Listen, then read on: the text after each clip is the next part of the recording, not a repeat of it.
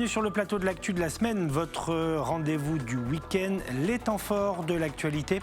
Depuis lundi, justement, nous évoquions sur le plateau du Grand Direct le week-end de tension qu'a traversé la Côte d'Azur, des émeutes à Fréjus et à Cannes, un commissariat de police municipale qui a pris feu. Alexis Ricard. Week-end de tension dans certains quartiers de la Côte d'Azur. Dernier événement en date, la nuit dernière à Cannes, la Frayère a été le théâtre de feux de poubelle, mais surtout d'un départ d'incendie dans ce poste de police municipale. C'était vers minuit, plusieurs groupes d'individus, une quarantaine au total, mais qui se dispersent, qui sont très mobiles. Une quarantaine de personnes, donc d'individus, ont mis le feu à des containers, d'abord sur les buissons ardents. Et les individus ont également jeté une poubelle enflammée contre le poste de police municipal, ce qui prouve que ça les dérange. Dans le quartier de la Frayère, les habitants sont exaspérés. Ils ne souhaitent pas témoigner à visage découvert par peur des représailles. Certains riverains ne sont pas surpris par la montée de violence récurrente ces dernières semaines. Ils brûlent les poubelles, on ne sait pas pourquoi, nous on leur a rien fait et ils s'en prennent à nous en fait. Et on n'est pas en sécurité.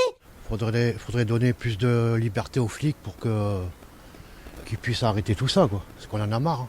C'est pas d'aujourd'hui, hein. Ça fait un moment que ça traîne. Oui. Mais je peux vous dire qu'on n'a pas tout vu encore. On va voir des choses qui vont nous surprendre. Ces violences seraient liées à la lutte contre le trafic de drogue que la police mène dans ce quartier. C'est ce même motif qui aurait provoqué la nuit d'émeute samedi soir à Fréjus-Saint-Raphaël.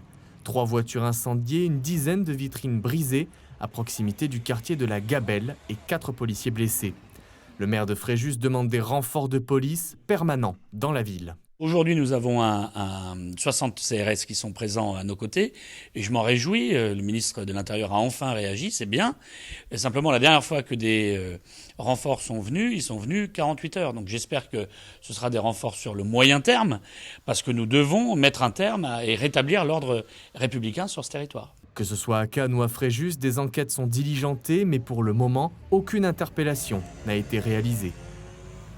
Le 10 mai, une date retenue depuis 2006 pour organiser la journée de commémoration nationale des mémoires de la traite négrière, de l'esclavage et de leur abolition.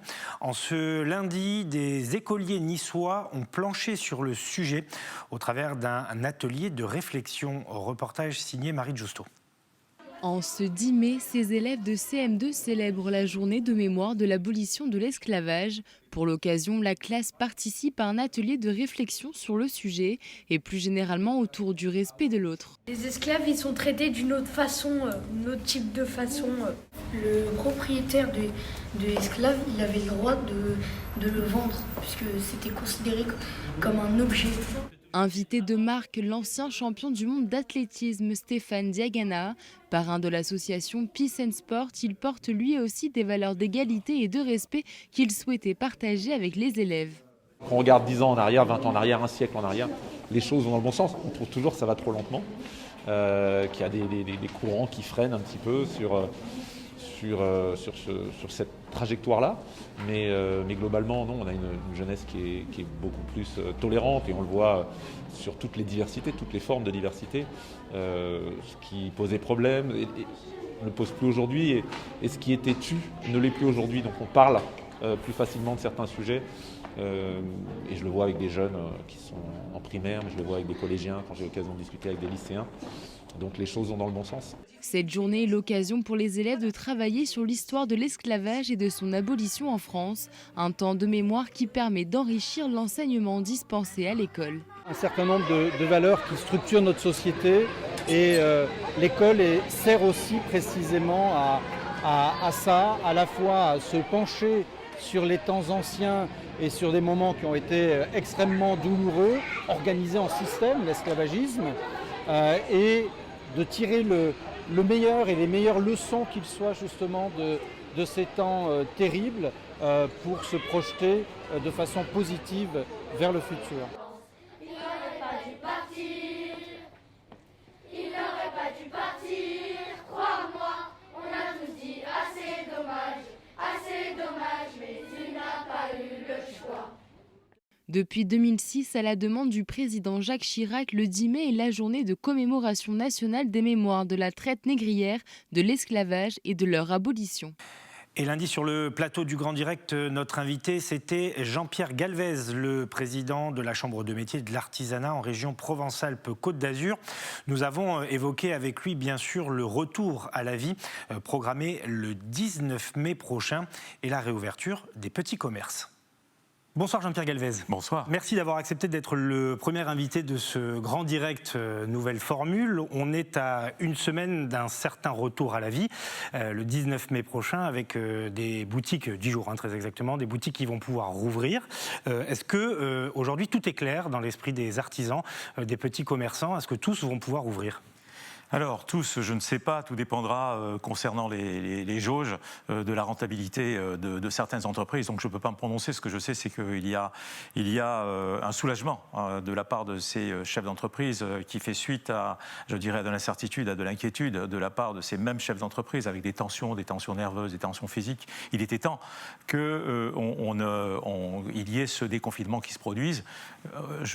La dernière enquête laissait entendre que plus de 80% des chefs d'entreprise annonçaient une baisse de chiffre d'affaires et quand on affine ces résultats, on voit que pour 44% de ces chefs d'entreprise, c'est une baisse qui s'annonce qui est de l'ordre de moins 50%. Pour 33%, entre moins 20 et moins 40% les estimations que nous avons. Donc il était important et il est important qu'il y ait ce déconfinement. Ce que je peux vous dire, c'est que vraiment, ils ressentent avec un grand plaisir cette visibilité qui s'annonce pour eux, qui est un horizon qui s'éclaircit, avec enfin la possibilité de pouvoir piloter leur activité. Ils vont faire ça avec l'enthousiasme qui les caractérise. Ces petites entreprises n'ont qu'une seule envie, c'est de pouvoir continuer à exercer leur activité. Alors il y a bien sûr des professions emblématiques dont on attend la réouverture. Je pense aux cafetiers, restaurateurs qui sont aussi des artisans. Eux ont beaucoup souffert. Ils vont pouvoir ouvrir leur terrasse dans 10 jours. Oui, ils vont pouvoir ouvrir leur terrasse, bien sûr avec des jauges particulières qui leur correspondent. Je me mets à leur place parce qu'ils ont vécu une période extrêmement difficile, extrêmement compliquée, tout du reste comme nos collègues dans l'hôtellerie qui depuis des mois aujourd'hui sont dans une situation très très compliquée et j'espère que les choses vont revenir à la normale très très vite. Vous savez, ce dont on a besoin au niveau de l'entrepreneuriat, c'est de pouvoir redémarrer nos activités le plus rapidement possible. Alors c'est tout le mal qu'on vous souhaite évidemment. Quel bilan vous tirez de cette année de crise sanitaire? Est-ce qu'il y a eu du dégât? Eh bien, on ne peut pas considérer aujourd'hui qu'on assiste à une vague submersive concernant les dégâts que l'on pourrait imaginer compte tenu des difficultés d'exercice de notre activité et puis des difficultés financières des uns et des autres.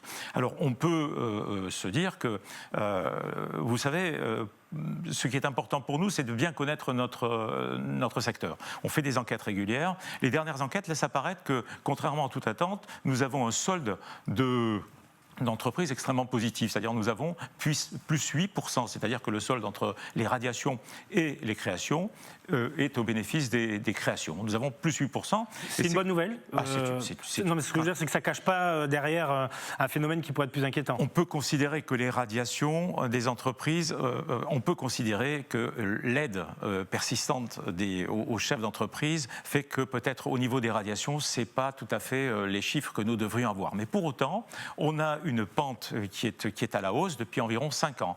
Depuis environ 5 ans, nous avons plus 36% d'entreprises sur notre territoire. Ce qui laisse entendre que c'est un territoire qui a un écosystème pour l'artisanat et pour les petites entreprises qui tend justement à favoriser l'éclosion de personnes qui veulent se lancer. Et enfin, pour terminer ce retour sur la journée de lundi, nous prenons la direction de Saint-Martin-Vésubie, dans la vallée du même nom, vallée sinistrée par le passage de la tempête Alex et son célèbre Vesubia Mountain Park, qui avait donc dû fermer ses portes. Eh bien, lundi, la piscine du site a pu rouvrir et ce sont des écoliers qui ont pu en bénéficier. Claudia Olivier. Bonnet sur la tête, lunettes sur les yeux.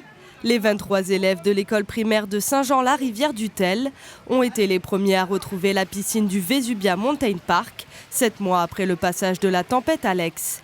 Pour Andy et ses camarades, c'est un vrai plaisir de se jeter à l'eau. Ah bah c'est super, c'est mieux que de rester à l'école. Et en même temps, le Vesubia m'a tellement manqué. On n'a pas l'habitude, à la maison, on ne peut pas aller sous l'eau, alors que là, tu as les équipements exprès pour le faire. Du coup, ça fait du bien d'aller dans l'eau. Et pour Benjamin, maître nageur, c'est aussi un vrai soulagement de retrouver son environnement aquatique. Je crois que je nage comme une clé à molette maintenant. Non, ouais, c'est super agréable de retrouver un peu la vie, quoi. Un retour à la vie qui a mis du temps à arriver. En effet, la piscine devait être prête à rouvrir fin décembre, mais la situation sanitaire en a décidé autrement. Une grosse contrainte qui est le Covid en ce moment, donc on était bloqué par rapport à ça. Normalement, on aurait dû ouvrir aux scolaires dès que possible et enfin on est autorisé à le faire, donc c'est pour ça qu'on démarre cette semaine. Cette réouverture a été appuyée par le plan natation au pays, mis en place par le département des Alpes-Maritimes en 2016. Objectif, contribuer à résorber le retard du savoir nager constaté par l'éducation nationale. On sait qu'il y a malheureusement et souvent chez les jeunes des accidents terribles et donc plus les gestes sont maîtrisés, plus nos enfants sont également en sécurité. Le 19 juin, la piscine ouvrira pour tous les publics et à partir du 5 juillet, durant toute la période estivale, le bassin ouvrira 7 jours sur 7. Chaque année, le Vesubia Mountain Park accueille 70 000 personnes. Nous en venons maintenant à l'actualité du mardi 11 mai, une journée d'hommage aux policiers morts pour la France. De nombreuses cérémonies étaient organisées dans la région sud, notamment à Marseille. Un devoir de mémoire qui s'est déroulé dans un contexte particulier, vous le savez, après l'assassinat du policier Éric Masson à Avignon, alors qu'il tentait d'interpeller des dealers. Manon Mujica. C'est une cérémonie annuelle, traditionnelle, l'hommage aux policiers morts pour la France.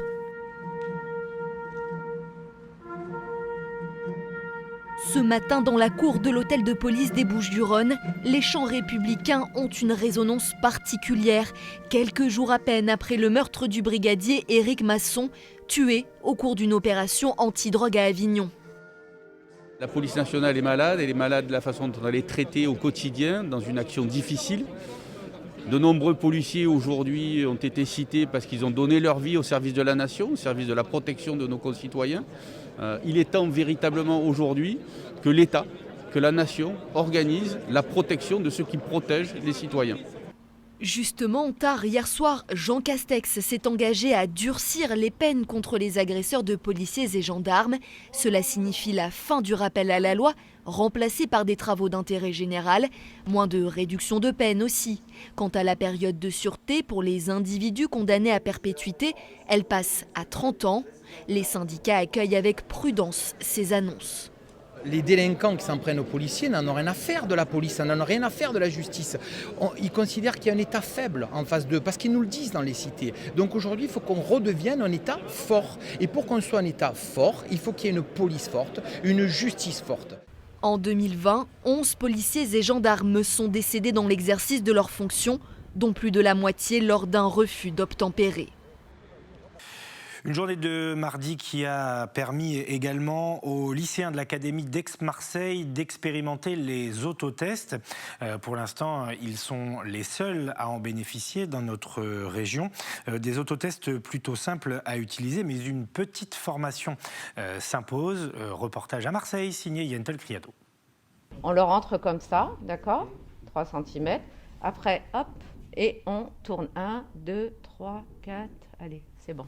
Alima est infirmière pour la cité scolaire Marseille Vert dans le 8e arrondissement de Marseille. Elle explique aujourd'hui aux élèves comment se servir des autotests, une petite formation avant de passer à la pratique dès la semaine prochaine. Pour qu'ils puissent un petit peu s'accaparer le matériel, voir un petit peu comment on procède. Bon, bien sûr, ils seront toujours supervisés. Nous sommes 2 infirmières dans l'établissement, par moi et ma collègue. Et puis comme ça, c'était pour un petit peu démystifier l'usage de l'autotest. Les autotests sont arrivés ce lundi dans les lycées de l'Académie d'Aix-Marseille. Dès la semaine prochaine, les lycéens volontaires pourront prendre rendez-vous pour s'autotester une fois par semaine, encadrés par les infirmières de l'établissement. Et si tu es positif, il y a un trait sur le T. Okay. Si ça reste que le et trait c'est pas attendre 15 minutes. Ouais. On a décidé que ce serait le jeudi, parce que c'est la journée où on est deux toute la journée. Donc voilà, ce sera plus simple pour nous. Et puis c'est aussi quasiment la veille du week-end pour l'organisation de faire le test PCR si jamais quelqu'un est positif. Et puis du coup, ça impactera moins les élèves sur le temps d'isolement aussi, puisque un test positif égale une fermeture de classe. Donc ça veut dire isoler toute une classe pendant une semaine. Les élèves sont assez demandeurs. J'ai été assez surprise parce que je me suis dit, à force d'avoir été testés toute l'année, peut-être qu'ils seraient réfractaires. Et finalement, on a beaucoup de demandes. Et puis, je pense qu'ils sont quand même dans une démarche de pouvoir et se protéger eux-mêmes et puis protéger leur famille souvent ou leurs parents souvent. Protéger leur famille, c'est en effet la raison première qui pousse ces jeunes, dont certains sont internes, à adopter l'autotest. En rentrant chez nous, par exemple, des fois, nos parents ils peuvent être inquiets qu'on ait passé la semaine au lycée. Et en plus, on est interne, donc on passe toute la semaine à Marseille. Et quand on rentre dans nos familles, au moins ça permet d'être négatif et de voir nos parents sans aucun doute. Ça me rassure beaucoup plus. C'est mieux qu'on le fasse maintenant qu'après prendre des rendez-vous à chaque fois, c'est un peu long, c'est compliqué, mais franchement moi ça me rassure. Tous ceux qui sont là vont venir jeudi prochain, oui je pense qu'il n'y a pas de souci. Pour s'autotester, ça a pas l'air d'être long, j'ai l'impression que ça va prendre 5 minutes dans la journée, du coup c'est complètement bénéfique. Ouais. Cet établissement marseillais a reçu 500 autotests pour 1000 élèves. L'ensemble des lycées de l'Académie Aix-Marseille est désormais approvisionné. Et dans l'actualité de ce mardi 11 mai, il y avait également la journée des espèces menacées. Elles sont au nombre de 1400 dans notre pays. Nous en avons discuté avec Mathilde Goueffon pour France Nature Environnement. Elle est juriste pour l'association, et Norbert Chardon, qui est le représentant de la Ligue pour les oiseaux dans le département du Var. Mathilde Goueffon, bonsoir, merci d'avoir accepté cette invitation. Vous êtes juriste chez France Nature Environnement. Et nous sommes également avec Norbert Chardon, qui est responsable de la Ligue de la LPO, la Ligue de protection des oiseaux dans le Var, parce qu'il y a une vraie problématique sur le sujet. D'abord, je vais commencer avec vous, Mathilde. Une question sur cette journée et sur ces espèces qui sont menacées. Je le disais, il y en a environ 2400. C'est une vraie problématique environnementale et juridique aussi. Oui, effectivement, en Provence-Alpes-Côte d'Azur, on est dans une région qui est très riche en biodiversité, avec beaucoup d'espèces protégées et beaucoup de milieux protégés. Qui dit beaucoup de richesse en biodiversité dit fragilité de ces espèces et des milieux. Et donc, ça implique des mesures de protection et parfois des mesures juridiques, effectivement. Alors, on va revenir sur la façon dont on peut faire bouger, évoluer la loi. C'est pas toujours facile, parce qu'il y a d'autres contingences parfois qui rentrent en jeu. Norbert Chardon, un mot sur les oiseaux en particulier. Notre région, c'est une région de passage pour les oiseaux migrateurs, mais pas seulement. Il y a beaucoup d'espèces d'oiseaux qui nichent en région Provence-Alpes-Côte d'Azur et qui aujourd'hui sont menacées. Oui, alors il y a beaucoup d'espèces différentes la région PACA a un fort pouvoir d'attractivité pour ces espèces. Donc il y en a pas mal qui vont passer par cette région, mais d'autres vont s'arrêter, vont nicher par exemple dans les zones humides, dans les secteurs forestiers, en montagne. Les milieux sont assez divers et du coup ça crée une énorme richesse en espèces et en milieux naturels. Aujourd'hui, Norbert, une espèce est menacée à partir de quand? C'est quand les individus sont vraiment trop peu nombreux? Oui, voilà, quand on est, par exemple, il y a des espèces au seuil de l'extinction, comme en France, on peut citer le râle des genêts. Il reste moins de 100 mâles nicheurs. En France, dès que la population d'un oiseau s'écroule, par exemple, ne serait-ce que les hirondelles ont diminué de 30% en 40 ans, eh bien, on estime que voilà, c'est une espèce menacée et qu'il faut mettre en place des mesures de protection pour éviter un peu cet effondrement de la population.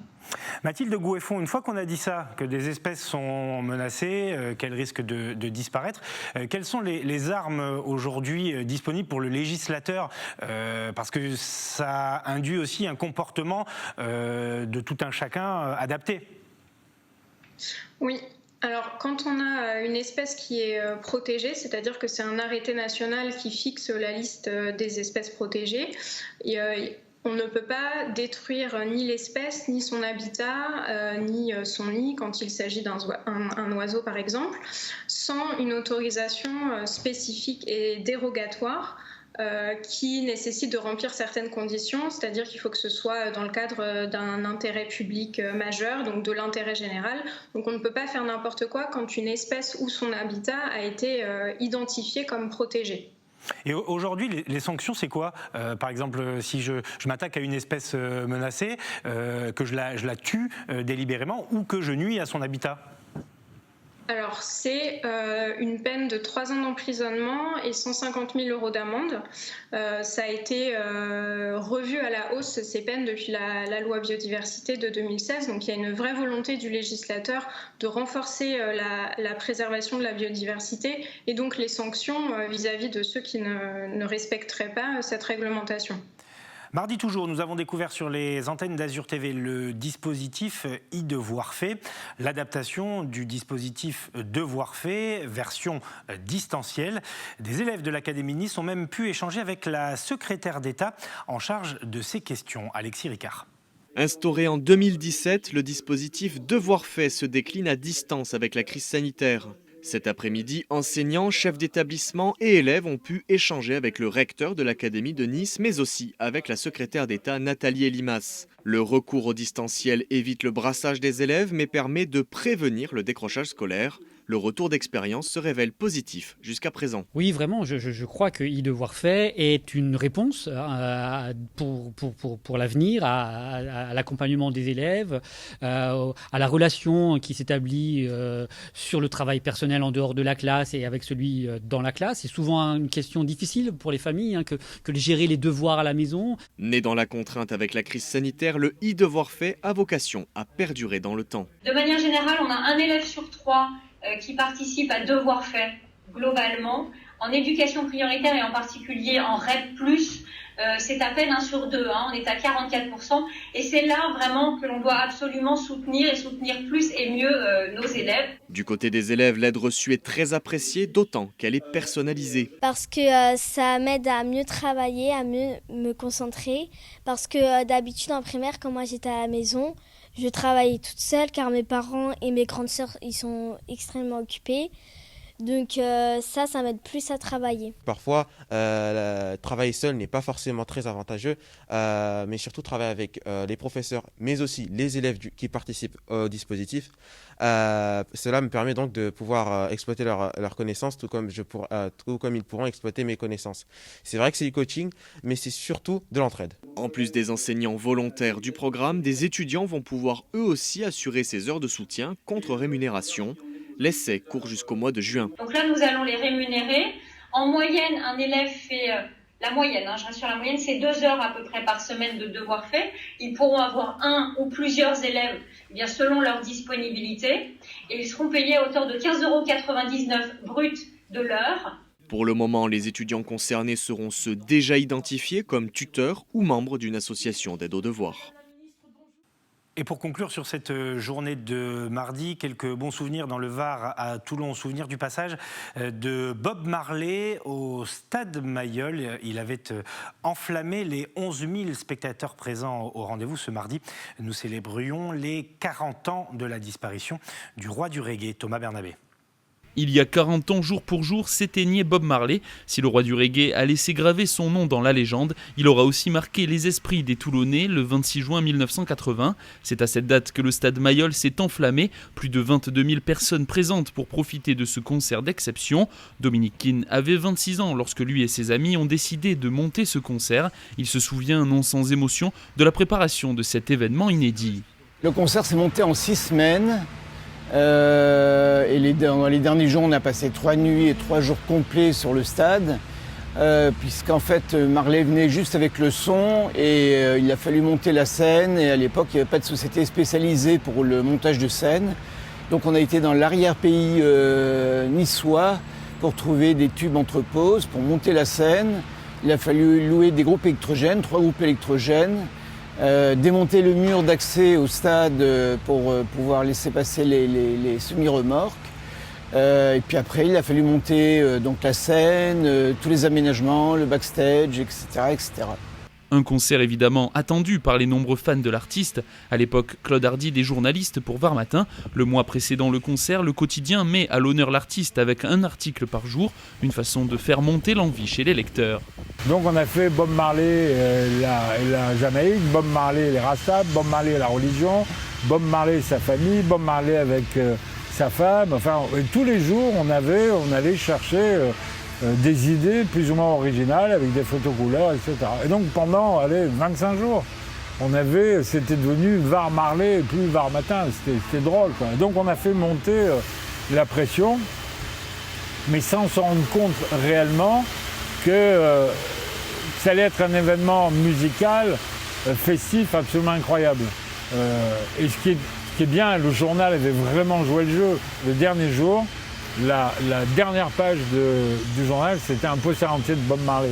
C'était la plus belle photo qu'on puisse trouver de Bob Marley. Et c'est marrant de voir la une ce soir à Mayol, Bob Marley. On tournait le journal, il y avait le poster géant de Bob Marley, c'était génial, quoi. Un concert d'exception qui sera la dernière date de l'artiste en France avant son décès. Si la soirée s'est passée sans encombre, seule la pelouse du stade Mayol aura dû être entièrement changée à cause des mégots et autres résidus de la soirée. Plus de 40 ans après sa mort, cet événement fait toujours parler de lui et entretient un souvenir inoubliable pour ceux qui ont pu y assister. Et nous en venons maintenant à l'actualité de mercredi 13 mai. Nous évoquions l'ouverture à la vaccination pour les plus de 18 ans. C'est désormais le cas, sans comorbidité, à condition évidemment qu'il reste des doses dans les centres de vaccination. Reportage dans le Var à la Londe-les-Morts de Marion Colangelo. Ce matin, ces jeunes vont franchir le pas. Angèle, Clarisse et Dylan, âgés de 23 et 22 ans, vont se faire vacciner. Ils espèrent ensuite retrouver une vie normale le plus rapidement possible. Pouvoir ressortir dans les bars, dans les restaurants, pouvoir voyager. De toute façon, maintenant, il va y avoir un pack sanitaire, donc avec tout ce qui se passe, etc. À un moment donné, si on veut retrouver une vie normale, une vie normale, pouvoir un peu revivre, voilà. À un moment donné, on n'a pas le choix, quoi. On va tous y passer, donc autant y aller et faire tout ça comme il faut. Tous les trois sont saisonniers dans la restauration. Être vacciné les rassure. Là, on s'est tous fait vacciner là-bas. Voilà, du coup, ça fait une grosse pub pour le restaurant, de dire voilà, il y a tous les employés qui sont vaccinés, les clients ils arrivent et il n'y a plus rien à craindre, quoi. Victoria, 21 ans, de son côté, souhaite avant tout protéger son entourage. Elle a donc pris rendez-vous dès qu'elle a pu. J'ai des parents qui sont malades, donc pour protéger ma famille en priorité et reprendre le travail dans la restauration et la vie étudiante à la rentrée. Ici à la Londe, les plus de 18 ans sont encore peu nombreux à avoir été vaccinés, mais beaucoup de rendez-vous sont programmés ce week-end. Ça commence doucement parce qu'évidemment en ce moment ils sont encore en cours. Ce week-end, il y a beaucoup plus de rendez-vous pris pour la jeunesse. Une ouverture aux 18 ans et plus que salue le maire de la Londe. Depuis plusieurs semaines, il attendait que les jeunes aient accès au vaccin. Le mot d'ordre est simple pour eux, c'est un retour à la vie le plus rapidement possible. Avec l'échéance du 19 mai, je crois que tout le monde a envie que la vie reprenne et être vacciné, c'est une sécurité et une nécessité. Une fois la première injection réalisée, chacun se voit remettre une attestation de vaccination accompagnée d'un QR code. Un document qui pourrait servir de passeport sanitaire à l'avenir. Mercredi toujours, Claudia Olivier est retournée à Fréjus, aux abords du quartier de la Gabelle, théâtre de scènes d'émeutes dans la nuit de samedi à dimanche. Des commerces saccagés, des voitures brûlées. Dans la foulée, des moyens ont été déployés par le ministère de l'Intérieur, mais ils sont insuffisants selon les autorités locales et les syndicats de police. Vous n'avez que 4 vitres et les 4 vitres sont impactées. Sur les vitrines du commerce de Silvio, à proximité du quartier de la Gabelle, les stigmates des émeutes de samedi soir sont toujours là. D'habitude, la cité est plutôt calme. Ici, nous sommes en fait à la limite entre Fréjus et Saint-Raphaël. Et la cité de la Gabelle, hein, d'où partent la majorité des problèmes, se trouve à environ 200 mètres d'ici. Donc d'habitude ici c'est serein, hein, ça vient rarement, c'est jamais arrivé d'ailleurs à ma connaissance jusqu'ici. Ce week-end, des voitures ont brûlé, des commerces vandalisés. Dans la foulée, 70 CRS ont été déployés sur place par le ministre de l'Intérieur, mais ils ne sont restés qu'une nuit. Depuis, les équipes du commissariat de Fréjus peuvent compter sur le soutien de 15 policiers supplémentaires, trop peu pour l'adjoint à la sécurité de la ville. Quand on nous annonce 60 CRS et que le lendemain, après une vacation CRS, donc c'est pas la faute des policiers nationaux, où eux sont tributaires des ordres qu'on leur donne, et que derrière, ces 60 CRS se transforment en une dizaine d'agents de police nationale. Alors, je suis pas un fin tacticien en maintien de l'ordre, mais il y a un ratio mathématique quand même qui n'est pas là. De leur côté, les policiers réclament eux aussi des effectifs supplémentaires, car ils le savent, les renforts du moment ne seront pas éternels. Il faut attendre des faits de violence urbaine d'une certaine gravité pour se dire Fréjus existe, il faut leur envoyer des renforts. Alors après, nous maintenant, ce qu'on aimerait, c'est que les renforts soient permanents, que ce soit des effectifs réels qui soient employés sur le commissariat et non pas uniquement des renforts, même si on est très content d'avoir des renforts de CRS. On aimerait que les renforts soient permanents et pérennes sur le commissariat. La préfecture du Var n'a pas souhaité apporter plus de commentaires. Il y a 2 nuits, un véhicule a encore été incendié, mais cette fois-ci au cœur du quartier de la Gabelle. Toujours en ce mercredi, nous prenions des nouvelles de James Lassis, ce joueur de rugby du Stade niçois âgé de 25 ans qui a été gravement touché au cervical lors d'un choc face à Narbonne. Il est toujours hospitalisé et sous assistance respiratoire. Le club aborde donc la fin de saison dans un climat particulier. Sébastien Serrano. Joueur incontournable du Stade niçois depuis son arrivée l'été dernier au sein du club azuréen, John Lassis est en train de mener un tout autre combat, loin des terrains. Touché au cervical, opéré à 2 reprises et toujours placé sous assistance respiratoire, le deuxième ligne britannique est toujours dans un état préoccupant. Au Stade niçois, où l'on est plus que jamais derrière lui, on reste très prudent sur les nouvelles qui concernent le joueur. Sur le diagnostic, c'est hyper réservé. Donc là, on est dans le dur. Donc aujourd'hui, on n'a pas eu d'évolution très positif jusqu'à maintenant. Mais bon, à l'inverse, les choses ne se sont pas dégradées, donc on va garder ça en côté positif. Depuis plus de 2 semaines, les marques d'affection et les opérations visant à aider la famille de James se multiplient. De la vente de repas gastronomiques à la création de t-shirts au nom du joueur en passant par une cagnotte Litchi, c'est un élan de générosité incroyable qui s'est mis en place. Des marques de soutien du monde entier que le joueur niçois arrive à suivre depuis son lit d'hôpital. Il y a eu énormément de vidéos. D'ailleurs, il faut savoir que ces vidéos sont relayées à James. Ça veut dire qu'il est conscient malgré tout. Donc, il voit les messages de sympathie qui lui sont donnés. Et globalement, c'est quelque chose qui le fait vibrer, qui perçoit vraiment totalement. C'est énorme. Je trouve moi, ça me donne des frissons rien que d'en parler parce que quand tu vois que ce soit du monde amateur ou professionnel, tout le monde a donné un petit peu de son temps, quoi. Que ce soit de l'argent, que ce soit des vidéos, que ce soit de la cuisine, que ça va être peut-être de l'art, enfin tout le monde, donc c'est incroyable vraiment. Et puis il ne faut pas lâcher, et puis sa famille a demandé d'y croire, donc on doit y croire jusqu'au bout. Y croire, c'est aussi terminer la saison de la meilleure façon possible, une saison prometteuse puisque le Stade niçois est encore en lice pour jouer la montée en Pro D2. Et même si l'aspect sportif paraît désormais dérisoire, tous veulent relever le défi pour James. Je pense qu'on a tous à cœur de bien finir la saison. Parce qu'on a commencé avec James. C'est vrai qu'il ne finira pas avec nous sur le terrain, mais je pense qu'il finira avec nous avec le pensée et l'encouragement. Et c'est qu'on doit faire quelque chose de beau, j'espère, pour justement de le réconforter un petit peu dans ces moments difficiles. Si vous souhaitez apporter votre aide, votre soutien à James, rendez-vous sur le site internet du Stade niçois ou envoyez vos messages à l'adresse soutenirjames@gmail.com. Et toujours mercredi, nous nous intéressions à un sujet qui va rester d'actualité d'ailleurs jusqu'à dimanche soir, le week-end de l'Ascension. Et parmi les départements de France les plus prisés, il y a le Var.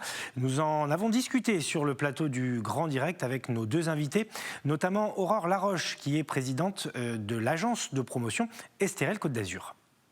Le département du Var est très prisé des Français.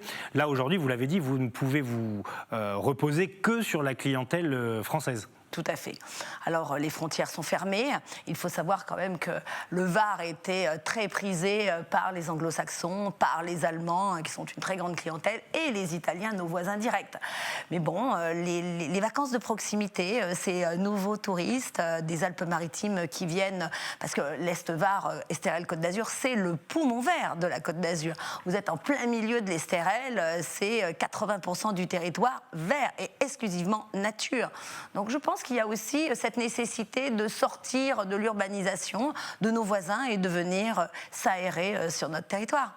Alors on va accueillir tout à l'heure Martine Féliot qui dirige l'agence de développement touristique du Var, mais je voudrais, et elle est déjà là d'ailleurs, elle nous écoute, ça tombe bien, tiens, je vais la saluer. Bonsoir Martine Féliot, merci d'être là en direct avec nous. Aurore Laroche, que vous connaissez, est évidemment sur ce plateau et elle vous salue.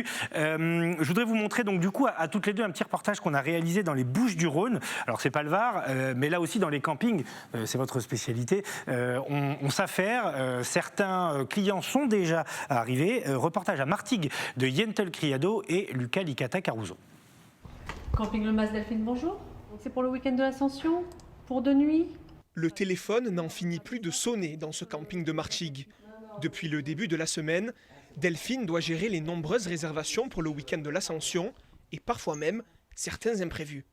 J'ai une réservation que j'ai fait assez tard hier soir, j'espère qu'elle a bien été confirmée. Ça fait plusieurs soirées que je regarde un petit peu ce qui est disponible, il restait peu de choses disponibles finalement, donc c'est un peu du last minute et effectivement on a besoin de décompresser un petit peu après ces périodes difficiles, oui.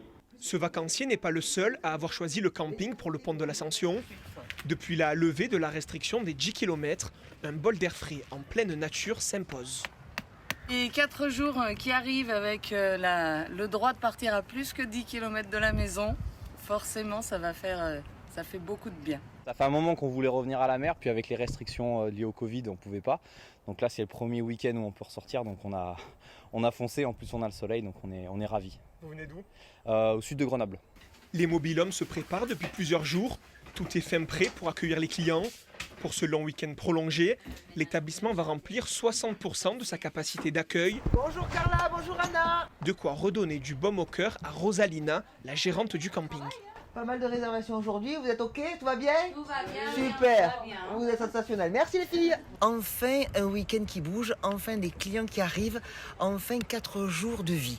Donc certains sont arrivés aujourd'hui. Ils ont pris un jour en plus certainement. Donc pas mal d'arrivées déjà aujourd'hui, donc dans l'après-midi peut-être plus.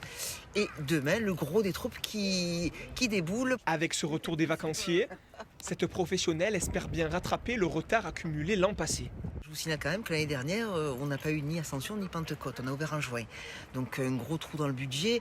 Et là, après ces périodes difficiles, une année difficile, pouvoir ouvrir et avoir un semblant de vie normale, ça rassure. Ça rassure les professionnels du tourisme. Ça rassure de voir que les gens sont prêts à faire des kilomètres et à venir nous voir. Oui, ça rassure. Ici, à Martigues, l'établissement a enregistré depuis le début de la crise sanitaire une perte de 40% de son chiffre d'affaires. Si pour le week-end de l'Ascension, ce sont exclusivement des Français qui se rendront dans les campings, Rosalina et tous les professionnels du secteur espèrent un retour en nombre de la clientèle étrangère. Voilà, eh bien, ça fait du bien de revoir le sourire un peu sur le visage des hôteliers, des restaurateurs. Martine Féliot est donc avec nous, directrice de l'agence de développement touristique du Var. Je viens vers vous dans une seconde, mais je voudrais faire réagir Aurore, parce que Aurore Laroche, qui est aussi directrice d'un gros camping à Saint-Raphaël, réagissait pendant ce reportage. Vous, après les annonces gouvernementales, vous êtes passé donc de 2 coups de fil par jour à 50. Oui, tout à fait. Ça a été absolument incroyable. On est resté en léthargie pendant des semaines et du jour au lendemain, on est monté crescendo jusqu'à plus de 50 coups de téléphone. Jamais on n'aurait pu espérer être complet pour ce week-end. Et en 72 heures, on a été pris d'assaut et tout le monde a été obligé de répondre aux standards pour pouvoir faire face à cet afflux de familles et de coups de téléphone pour aujourd'hui et pour demain. Et c'est vrai, aujourd'hui, nous avions 89 arrivées et demain plus de 120. Voilà, donc effectivement, le camping qui se remplit, plutôt les mobil-homes d'ailleurs. Oui. Et vous réagissiez aussi sur la provenance. Grenoble, là, dans le reportage, très clairement, vous aussi, hein, c'est des départements voisins. Alors Grenoble, c'est pas tout à côté, mais ça reste quand même pas loin. Tout à fait. Ça reste vraiment limitrophe. Ça monte jusqu'à Lyon. En fait, on a un axe Marseille, Lyon, Annecy, jusqu'à Menton. Parce que nous avons aussi des personnes du 06. C'est ça qui est bien. Exactement, évidemment, et le Var a toujours été d'ailleurs une destination pour les habitants des Alpes-Maritimes. Martine Fédiot, vous dirigez donc l'agence de développement touristique du Var. C'est une nouvelle clientèle qui arrive là, pour l'instant. Quand je dis une nouvelle, c'est une clientèle 100% française, ou habituellement il y a quand même un peu d'étrangers lors de ces week-ends? Oui, bonjour Aurore, que je salue. D'abord, je voulais me réjouir de l'évolution totalement favorable de la situation sanitaire qui va nous permettre de reprendre une vie normale et surtout de pouvoir nous donner une liberté en matière de mouvement, de déplacement et bien entendu en matière de réunion. Et ça va permettre donc aux professionnels de reprendre totalement leur activité, que ce soit les acteurs du tourisme, mais aussi les acteurs de la culture, je veux les citer, parce que le binôme tourisme et culture est très important, notamment sur le département du Var. Alors, nouvelle clientèle. Alors, habituellement, si je fais référence à l'année 2019, le printemps, c'est-à-dire les mois qui couvrent avril et mai, et notamment les ponts de mai, dont le pont de l'Ascension, ça représente à peu près 25% des flux annuels que reçoit donc toute l'année le département du Var. Donc, effectivement, on est pour à peu près 80% de clientèle française. On a 20% de clientèle qui vient de l'Europe de proximité, parce que par exemple les Belges, ce sont nos voisins, nous avons les Suisses, les Italiens, les Britanniques. Donc effectivement, je veux dire, cette proportion que nous avons sur l'année, 80% francophones et 20% européens, on le retrouve, je dirais, toute l'année, tout au long de l'année.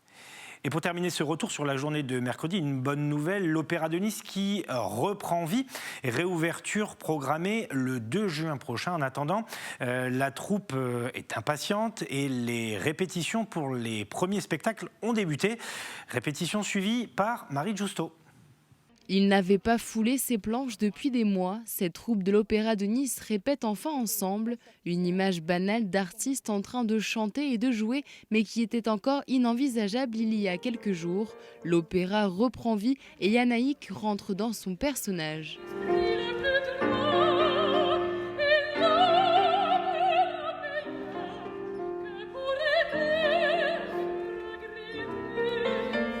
Je fais le rôle de Charlotte Werther, qui est donc la jeune femme du foyer qui s'occupe des enfants après le décès de la maman.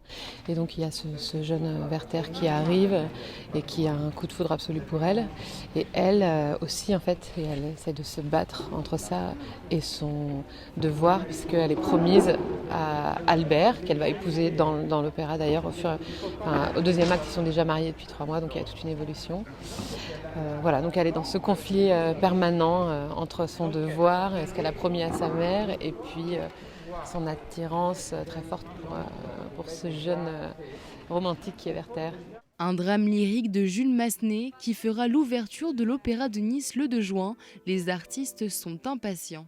On n'a pas eu la garantie de pouvoir faire ce spectacle, donc c'est encore plus un bonheur d'être là et de se retrouver, de répéter ensemble, de faire tout ce processus, parce que le spectacle est une chose, mais si on ne faisait que du spectacle, je pense qu'on ne serait pas les mêmes personnalités à faire ce métier. La répétition fait aussi énormément partie du travail, le processus créatif, en particulier quand c'est une création comme c'est le cas ici. Quand c'est une reprise, c'est un peu moins fun, mais le vrai processus créatif, le dialogue qu'on a avec le metteur en scène, la découverte des collègues, les interactions qu'on peut créer, les amitiés aussi qu'on découvre, c'est extrêmement important. Réorganiser, reporter, annuler, c'est le quotidien du directeur de l'Opéra de Nice depuis des mois. Certains spectacles ont été maintenus grâce au numérique, mais rien ne remplace le contact avec le public. L'opéra, c'est le spectacle vivant, c'est la rencontre entre des artistes et un public, c'est le public qui respire ensemble, qui s'étonne ensemble, qui vibre ensemble, et cela, l'artiste le ressent, et on ne remplacera jamais un public, et l'artiste aura besoin de ce contact avec le public, et enfin on pourra le retrouver lors de cette production de Werther. Orchestre en configuration réduite, espacement entre les spectateurs. Seuls 350 sièges sur les 1083 que compte l'opéra pourront être occupés à sa réouverture au public. Et pour évoquer la journée de jeudi, retour sur cet entretien avec Xavier Bonnard, le président de la SPA Marseille-Provence, car depuis le 10 mai dernier, nous sommes entrés dans le mois de l'adoption. Bonjour Xavier Bonnard, merci d'avoir accepté cette invitation. Président de la SPA Marseille-Provence, le mois de l'adoption a donc débuté il y a quelques jours, le 10 mai très exactement. C'est un enjeu majeur qui coïncide cette année avec en plus le déconfinement.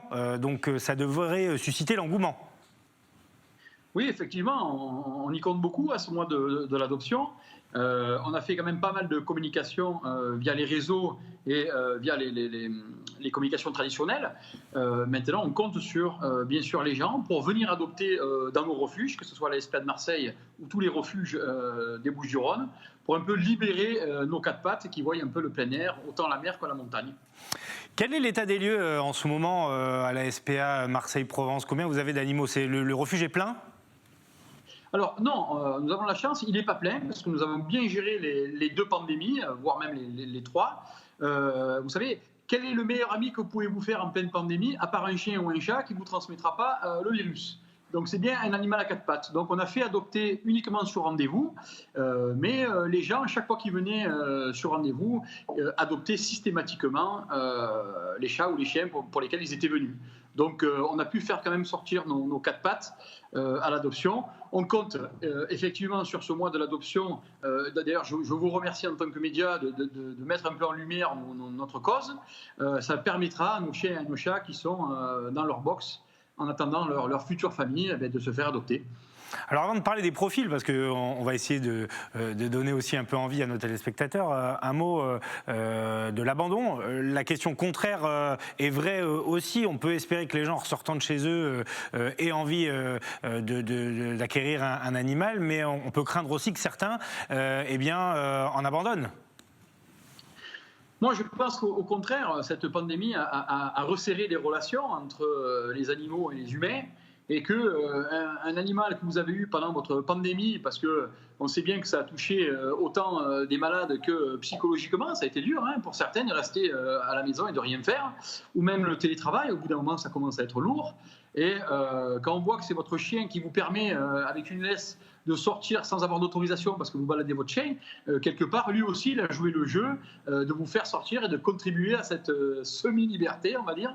Aujourd'hui, le fait qu'ils vont réouvrir un petit peu les autorisations pour qu'on se balade, quoi de plus naturel que d'aller balader son chien en pleine montagne ou de faire sortir un peu son chat dans le jardin ou d'aller dans une maison secondaire, pour ceux qui en ont.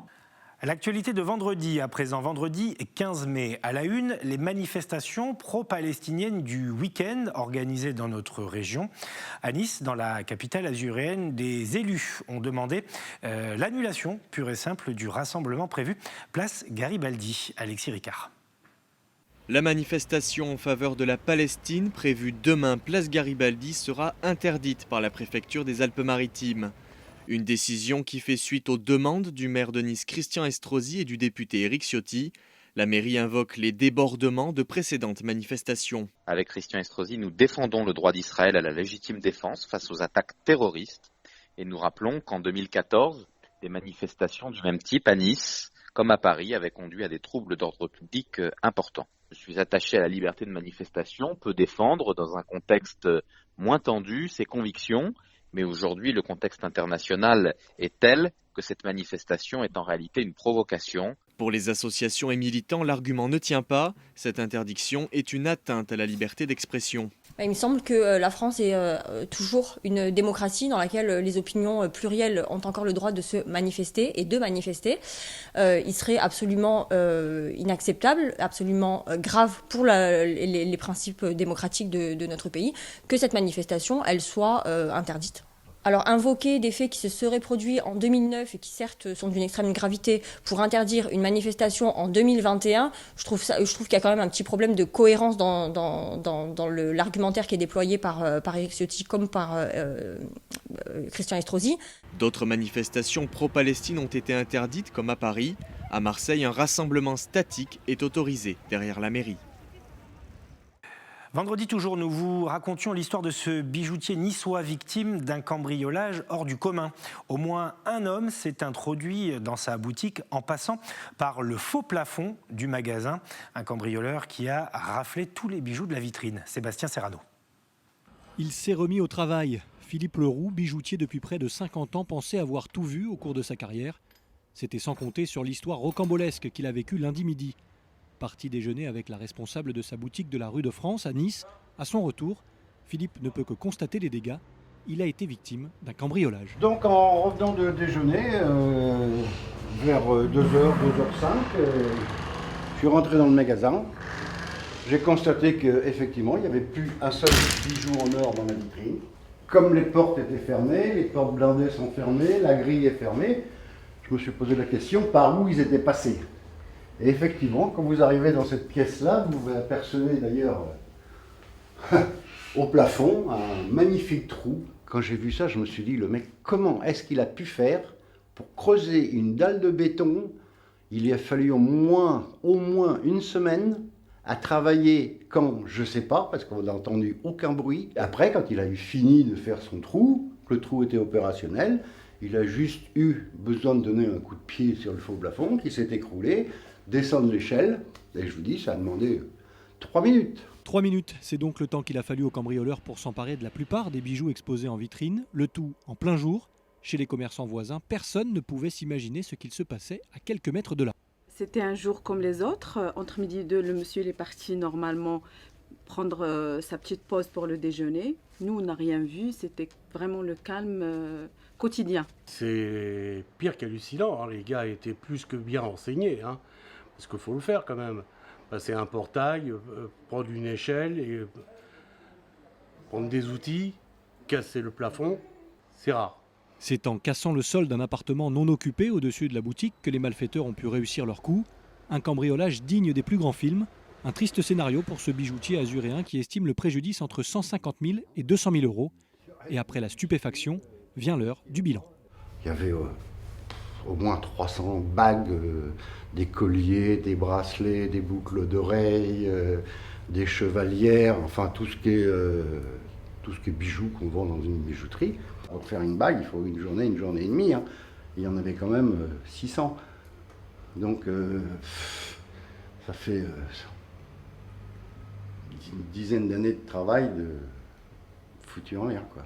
Le parquet s'est saisi de cette affaire, l'enquête est en cours mais les pistes sont minces. Il faudra du temps pour faire toute la lumière sur ce cambriolage hors du commun.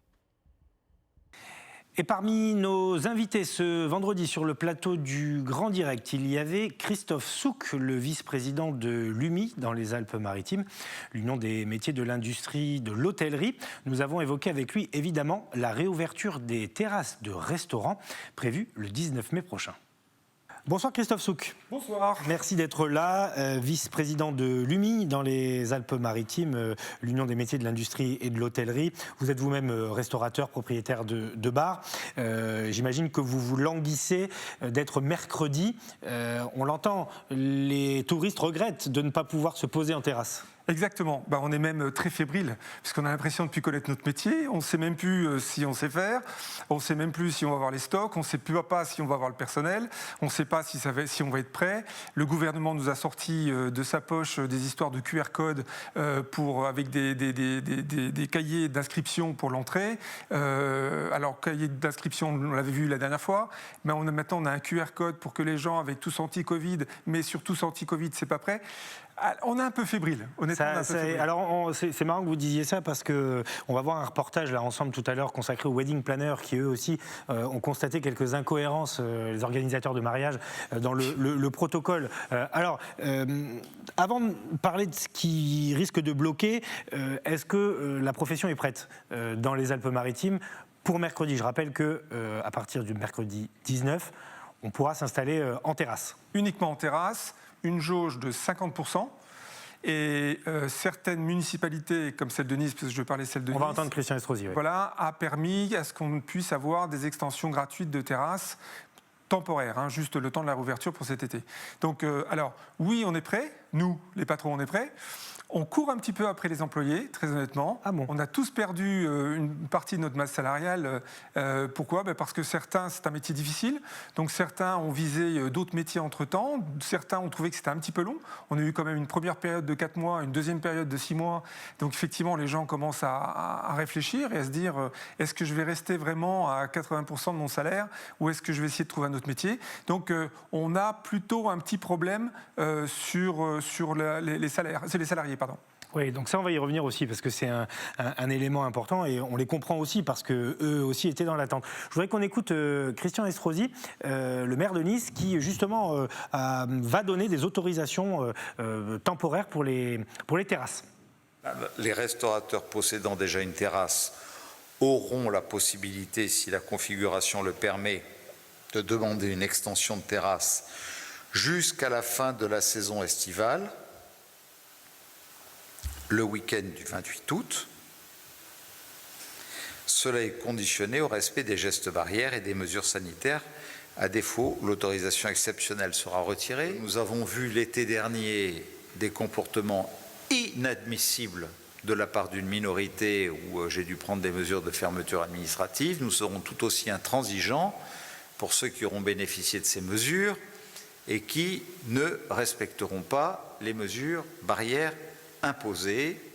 Avant de vous faire réagir, Christophe Souk, un mot de Marseille qui prend la même mesure, des autorisations permanentes, enfin pas permanentes, donc provisoires, seront aussi délivrées pour les restaurants marseillais, vous le voyez, et donc des terrasses provisoires, là aussi sur une période assez longue pour assurer cette réouverture et combler, si possible, le manque à gagner de ces derniers mois. Ça sera difficile. Christophe Souk, on a entendu Christian Estrosi mettre en garde aussi les quelques mauvais élèves. Il y en avait eu, une minorité, il l'a dit. Vous serez vigilants, vous aussi, à l'UMI, pour que tout le monde respecte. C'est un mot qu'on avait passé dans le passé, et ce coup-ci qu'on va répéter. Bon, très honnêtement, je pense que les vilains petits canards ont été bien punis sur le dernier confinement.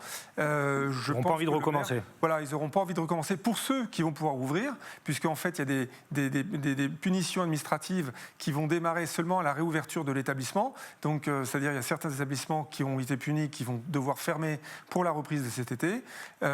Heureusement qu'il y a quelques mesures encore de soutien jusqu'à la fin de l'été. Et puisqu'une bonne nouvelle n'arrive jamais seule, vendredi toujours, nous étions du côté de Toulon au marché du Mourillon, le marché qui a pu retrouver ses étals après 4 mois de travaux. Reportage Thomas Bernabé. Le marché du Mourillon à Toulon a retrouvé de sa superbe. Plantation d'arbres, aménagement piéton et cyclable, réfection de la place. Après 4 mois de travaux, les habitués et les commerçants ont ainsi pu retrouver leur emplacement habituel pour leur plus grand bonheur. Je trouve ça génial, je suis très heureuse de retrouver notre petit marché. Et je trouve que le fait d'avoir assorti en couleurs et d'avoir tous un peu ces couleurs provençales, c'est plus chaud. C'était très dangereux. Pour les personnes âgées surtout, il y avait plein de trous, c'était pas agréable du tout. Là maintenant c'est très joli, c'est agréable, c'est boisé. Ouais, non, c'est très joli, c'est très bien fait. Ah mais c'est bien, c'est super joli, j'espère que ça va faire venir beaucoup de touristes. Et que ça serait aussi un des plus beaux marchés aussi de Toulon. Si ce marché avait en effet bien besoin d'une requalification, ce n'est qu'une étape dans l'amélioration du cadre de vie du quartier, une étape essentielle pour le maire de la commune, Hubert Falco. C'est l'ensemble du quartier qui a été réhabilité. Bazeille, vous avez vu l'avenue Césari, le Carrefour, donc rue par rue, place par place, On essaie certes de s'occuper des grands dossiers, mais on s'occupe aussi de la vie des gens. Et la vie des gens, c'est ce marché. Un marché à taille humaine qui fait le bonheur des Toulonnais depuis de nombreuses années. Prochaine étape de la requalification, la rue Schumann, dont les travaux devraient débuter en septembre prochain. Et pour terminer, nous prenons la direction des Bouches-du-Rhône avec un pari fou dont nous vous parlions évidemment vendredi. Pari reporté à cause du Covid, mais Davy et sa compagne ne perdent pas pour autant leur objectif, rallier Nouméa en vélo pour promouvoir l'inclusion des personnes en situation de handicap mental grâce au sport. Manon Mujica. Il s'élance pour un grand périple, rallier la France métropolitaine à Nouméa dans l'océan Pacifique. Un voyage de 14 000 km pendant 2 ans à travers plusieurs continents, le tout en vélo. On a 2 options, soit passer par la Chine via le Kazakhstan, soit passer par l'Inde via l'Iran. C'est en pourparlers. Aujourd'hui, la première étape, c'est d'aller jusqu'en Turquie. Et après, on se fera une pause pour voir où on en est du Covid. À quelques semaines du départ, ce sportif originaire du Loir-et-Cher s'entraîne en conditions réelles. Il réalise actuellement un tour de chauffe en France avec une halte à Marseille. Un avant-goût de l'aventure qui les attend à lui et sa compagne, Émilie. Tous les deux ont quitté leur emploi, vendu leur maison. Le reste, le peu qu'ils emmènent, doit tenir dans ses sacs. À l'avant, j'ai tout ce qui est gaz, cuisine, pour ce qui est le midi. Pour le soir, c'est tout ce qui est duvet, vêtements de rechange. Et dans le gros sac, c'est quand il pleut, la tente et un gros cadenas. En toile de fond de ce défi sportif, de magnifiques paysages, beaucoup d'abnégation et aussi une cause, soutenir l'inclusion des personnes atteintes de trisomie 21 dans le monde du sport. T'as bien senti ? Ouais. Alors ça, tu peux boire ça en tisane. Sur son chemin, Davy rencontre des associations ou des anonymes pour des moments de partage. Ce jour-là, balade improvisée dans les Calanques, aux côtés de Jean-Christian et son fils de 18 ans, Baptiste, peu bavard mais féru d'escalade. Il monte à plus de 15 mètres sans problème. Ah oui. Il redescend, enfin il n'a pas peur. Parce que plus tu fais du sport, plus tu es en forme. Et oui. Donc il faut que tout le monde fasse du sport, quel que soit... qu'on soit ordinaire ou extraordinaire comme Baptiste. Bah oui. Le handicap physique, c'est rentré dans les mentalités. On voit des athlètes de très haut niveau au JO qui n'ont pas de jambes, pas de bras, etc. Le handicap mental, c'est un peu plus mystérieux, c'est un peu plus dérangeant, je pense, pour beaucoup de personnes parce que on est face à quelque chose qui est un peu l'inconnu, des réactions qu'on ne comprend pas forcément. Parfois, c'est la communication qui est compliquée. Donc, il y a quelque chose à faire en termes de médiatisation, je pense, là-dessus. Davy termine sa boucle de France avant de se mettre en selle pour la Nouvelle-Calédonie. Départ de Blois le 13 juin prochain. Et c'est la fin de ce numéro de l'actu de la semaine. Merci de votre fidélité de nous avoir suivis. On se retrouve dès lundi soir sur le plateau du Grand Direct.